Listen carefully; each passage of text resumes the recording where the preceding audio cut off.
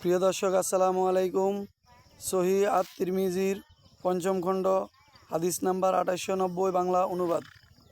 ইবনে আব্বাস রাদিয়াল্লাহু তাআলা আনহু হইতে বর্ণিত, তিনি বলেন, কোনো এক ও সময় রাসূল সাল্লাল্লাহু আলাইহি সাল্লামের এক সাহাবীর নিকট কবরের উপর একটি তাঁবু খাটান।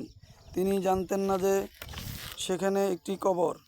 তিনি হঠাৎ বুঝতে পারেন যে কবরে একটি লোক সূরা আল মুলক পাঠ করছে। সে তার পাঠ করা সমাপ্ত করল। তারপর তিনি নবী সাল্লাল্লাহু আলাইহি সাল্লাম নিকটে এসে বললেন, আল্লাহ রাসূল সাল্লাল্লাহু আলাইহি সাল্লাম, আমি একটি কবরের উপর তাঁবু খাটাই। আমি জানতাম না যে তা কবর। হঠাৎ বুঝতে পারি যে লোকটি সূরা আল মুলক পাঠ করতেছে এবং তা সমাপ্ত করেছে। রাসূল সাল্লাল্লাহু আলাইহি সাল্লাম বললেন, এই সূরাটি প্রতিরোধকারী ও নাজাত দানকারী।